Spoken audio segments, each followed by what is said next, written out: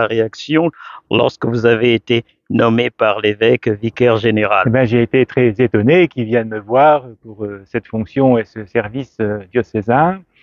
Et puis ensuite, eh bien, je me suis dit qu'il fallait se laisser bousculer dans sa vocation, dans sa vie de foi. Et donc, eh bien, j'ai accepté ce service, au service de l'évêque, bien sûr, mais aussi au service du diocèse. Un changement dans le mode de vie, dans le mode de fonctionnement, dans les tâches que vous aurez à accomplir? Alors oui, c'est sûr que là, c'est radical. Vicaire général, eh bien, c'est sûr que eh bien, je vais avoir plus de recul sur la vie diocésaine et puis voir ce qui se passe au nord, au sud, à l'est et à l'ouest du diocèse. Qu'est-ce qu'il y a de plus appelant et de plus stimulant dans cette mission? Alors c'est vrai que la première mission, c'est d'être on est vicaire général de l'évêque et puis ensuite, eh bien, mettre en place aussi les décisions diocésaines.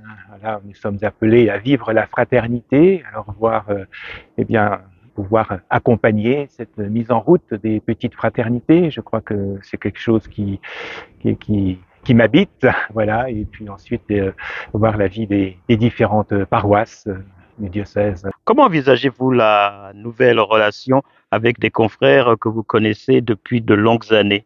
Alors je crois que dans un premier temps, je vais être un petit peu dans l'observation, hein, et puis en même temps, avec les confrères, eh bien, je crois que je vais vivre les choses avec fraternité, hein, et l'accompagnement des prêtres dans leur mission. Hein, on en a déjà parlé avec Monseigneur Michel. On va essayer de se répartir les prêtres ainsi que les diacres pour pouvoir être à leur côté et pouvoir les accompagner dans leur mission, écouter leurs questions, écouter aussi ce à quoi ils aspirent pour pouvoir avoir des ministères ordonnés qui sont pleins de joie et qui soient porteurs dans notre mission bien spécifique.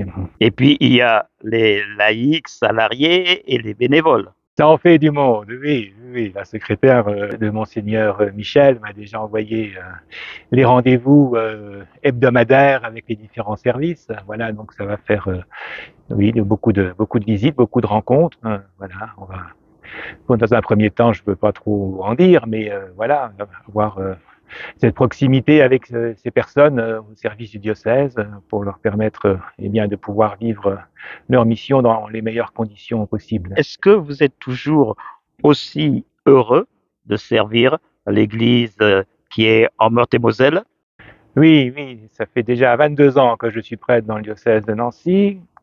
C'est vrai qu'actuellement, on a vraiment des demandes nouvelles avec ces adultes qui se présentent dans nos paroisses et qui ont une soif de connaître un peu mieux l'Église catholique et de pouvoir vivre au mieux leur baptême. D'autres qui ne sont pas baptisés, qui se posent la question du baptême. Voilà, donc ce sont des pistes et des nouvelles demandes qui sont très, très enrichissantes et ça permet d'avoir de l'enthousiasme dans la mission.